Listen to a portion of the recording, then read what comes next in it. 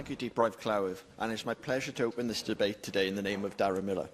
There are a number of very important reasons for bringing this debate forward on what is the National Awareness Day for less survivable cancer, with the main one being that we need to highlight both to the Welsh Government and members across this chamber that, tragically, Wales has the highest mortality rate due to liver disease across all 4 nations of the UK, with death rates almost doubling in the last 10 years, from 5.7 per 100,000 to 11 people per 100,000. And this is, sadly, because of the stark inequalities in prognosis between different cancers. Moreover, we have a chronic workforce shortage in hepatologists and liver nurse specialists across Wales, which is exacerbating these inequalities, particularly in deprived areas and underserved health boards. In Cardiff and the Vale Health Board, within the region I represent, liver cancer mortality rates are 50% higher than the Welsh national average and have increased by 28% in 2019 to 2020 alone. And I make no apologies when I say that this is proof enough that we are failing liver cancer and liver disease patients here in Wales. The second reason that we need this debate is that we cannot bury our heads in the sand on this issue.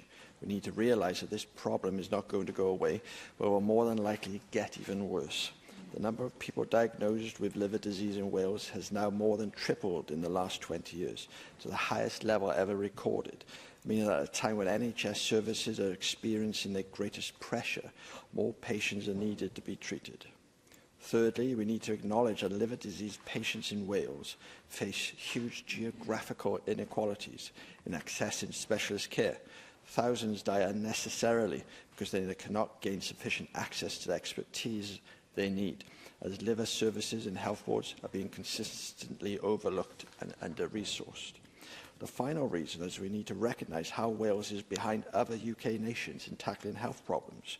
Wales is now the only UK nation not to have a target of achieving hepatitis C elimination.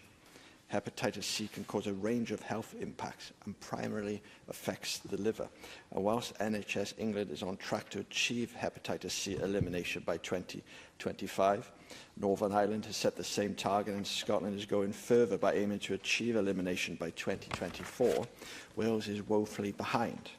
In fact, recent modelling found that without any target and continuation of current treatment rates, Wales would not eliminate hepatitis C until at least 2040, which is quite shocking, really, as the estimated number of people affected is 8,300, and hep C is easily curable through the use of direct-acting antiviral treatments.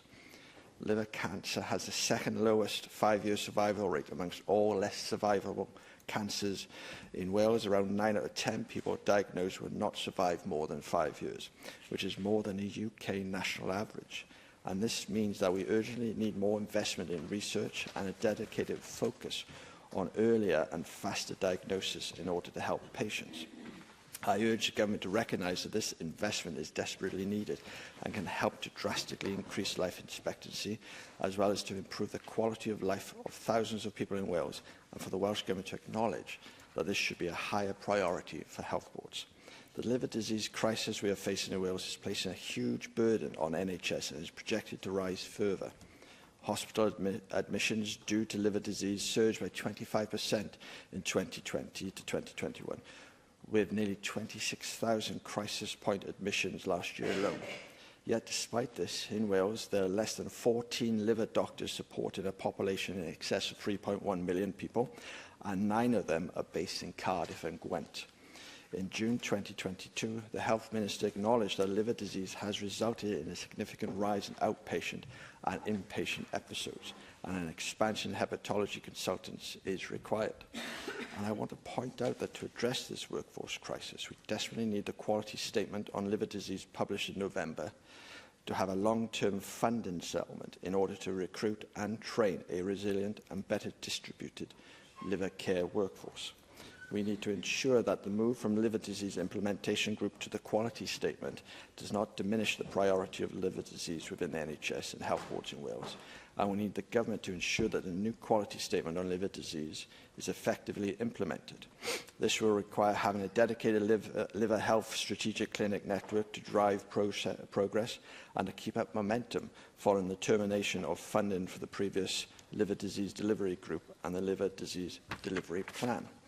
The sad truth is that 90% of liver disease is preventable, and though it is predominantly caused by alcohol misuse, obesity and viral hepatitis also play their part.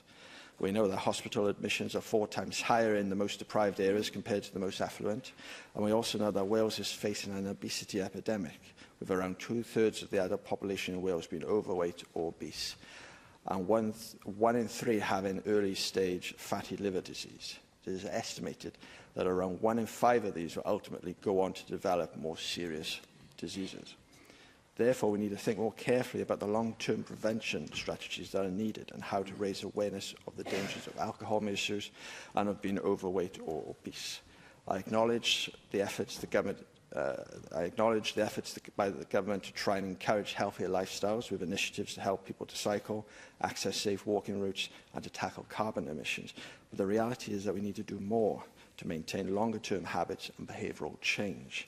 We need to do much more in addressing the massive geographical variation that exists in accessing pathways for early diagnosis of liver disease in primary care and addressing the stigma that is associated with liver disease because of perceived alcohol misuse.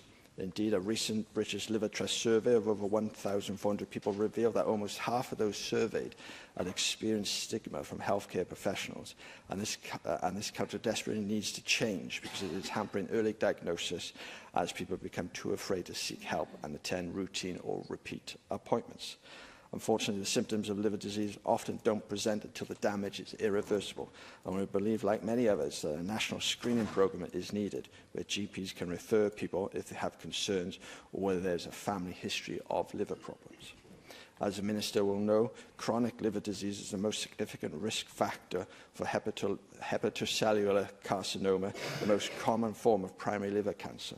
It is therefore vital that in order to improve liver cancer survival, we must diagnose people with liver disease earlier and provide a clear strategy for surveillance of people with liver disease to detect for hepatocellular carcinoma liver cancer cells and introduce better and more robust mechanisms to review.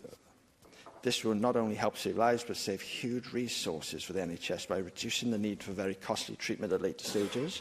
An example of what this would look like can be found in the British Liver Trust's campaign to make early diagnosis of liver disease routine, which was launched in Wales last year and aims to drive public awareness of the liver disease crisis. In closing my contribution, I'd like to point out that I recognise that the Welsh Government have broken new ground by introducing the All-Wales Abnormal Blood Tests pathway in October 2021, and this has the potential to improve liver disease diagnosis. However, I would like to remind the Government that it is only of any real use if this pathway is annually audited and regularly monitored so that it can be used to drive improvements to earlier detection and address persistent disparities in care and outcomes across boards. Finally, I would like to thank the British Liver Trust for their tremendous work in campaigning for better liver services and the diagnosis treatments, and I'd like to urge everyone here to support this motion today. Thank you.